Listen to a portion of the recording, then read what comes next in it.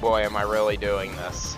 Am I actually doing this? Am I attempting the modern day era of biblical storytelling, set place in a land of digital coding and great bullshit fuckery. The internet is everyone's favorite place on this earth. You can go anywhere, do anything, see anyone, talk to anybody, listen to any music you want, play any games you want. The internet truly is a wonderful place, and it truly is a Bible in of itself. Honestly, if someone stopped to write an internet Bible one day, I would definitely read it. Now, a gaming Bible, that is a little bit more convoluted. In practice, the gaming Bible is supposed to be just a collection of stories not really seen by major gaming sites. These are stories from modern, small-time developers, standalone voice actors, lots of plagiarism, and probably the biggest offender of all is their complete lack of ability to post actual news. Now, I know that's ironic considering what I just said. This is purposely meant to be the smaller scale stuff in comparison to everything else. It's meant to be covering the gamer's story. But no doubt in my mind, as you're looking at this feed that's being scrolled through right now, you can just tell that it's not just gaming. These guys will post anything from movies, TV shows, art, social issues, political movements. Everything from every corner of the globe can almost be found on GAMINGbible, which is a bit troublesome when you're called the Gaming Bible. You're supposed to be a collection of the smaller scale stories and perspectives that we would normally never see if not put to pen and paper. But instead, we get random news articles about TV shows, movies that aren't even all the time associated with video games. The most famous example being She-Hulk recently, which She-Hulk hasn't even been featured in a video game that hasn't been part of a mobile phone. So, yeah, there's a little bit of trouble with that there. Another big example is how they will post fake news, such as the Ukraine government taunting Russia with the GTA wasted meme, which just never happened.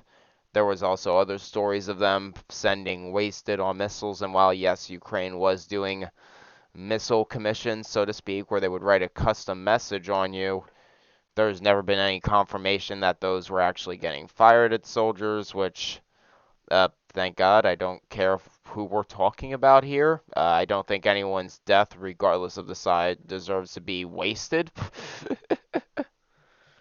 But yeah, that was just complete another fake news that Brando's told me of, and I didn't even know this at the time. I actually reacted to it fully that you probably already saw in the previous video, and I thought it was, well, not legitimate, I just thought it was a blown up article. I thought in truth it was probably just one guy, not a whole Ukrainian government, but it turned out just that the whole article was illegitimate to a T, which isn't great if you're a reaction channel like me and you're trying to give legitimate, well, reactions. It's kind of hard to do that when the thing you're reacting to isn't even legitimate to begin with.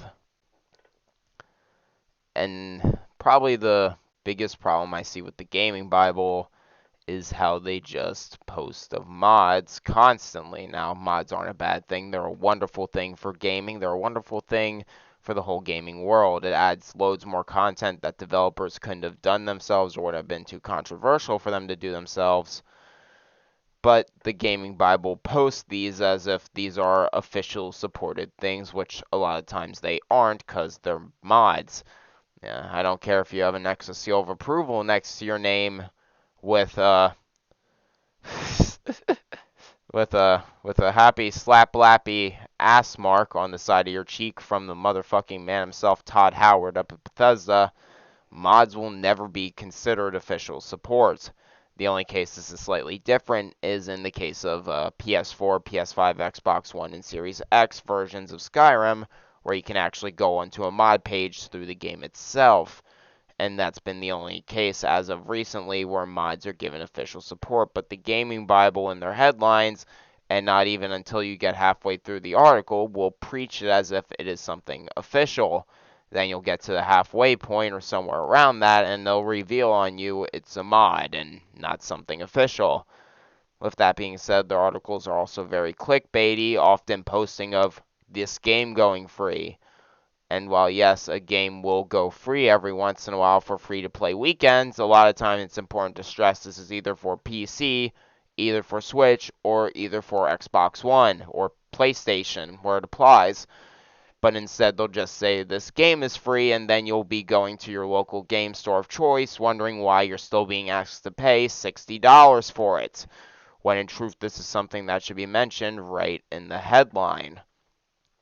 Another famous thing, along with the Ukraine government, one was that the post got taken down in a lot of areas.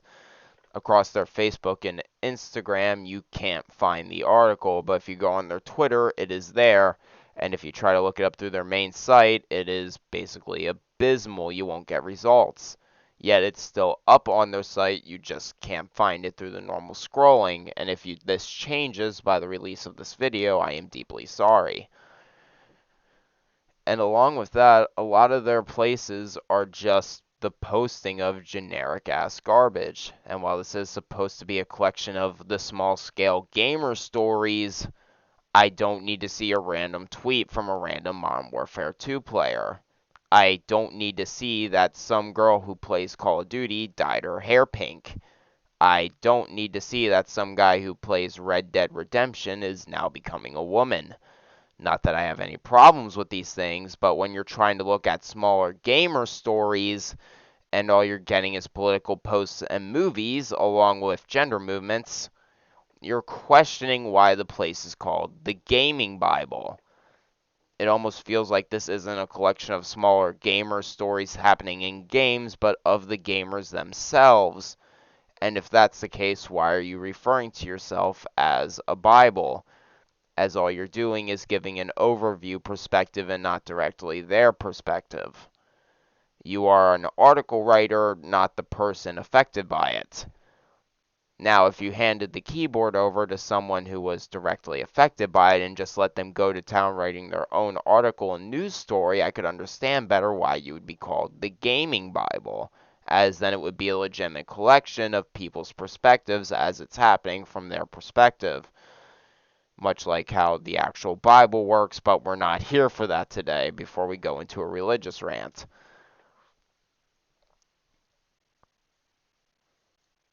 Honestly, the Gaming Bible is very, very questionable. I don't have a problem with a lot of stuff they post, but the reality is what they post is just spam mail. And while there's nothing wrong with spam mail, it's easily scroll throughable. It's never going to fill your feed to the point where it's all you're going to see throughout the day.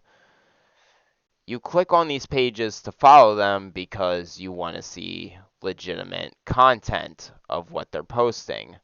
You want to see things within the category, and if you're following someone called the Gaming Bible, you want to see gaming stories of biblical scale. You definitely don't want to see just some random schmo palling around like it's this Tuesday. And that perhaps is the most unfortunate part. Because no matter how you put it to them, no matter how it goes, it's always just been about getting the views. It will never be about posting gamer stories. It will never be about hoping to God this person actually does make it. It's just spam mail hoping to get your views and attention. They're not a collection of stories from people's perspectives while gaming. It's just a collection of stories. It's not the perspective of someone who is just there to have a good old time and write their own articles from their mindset.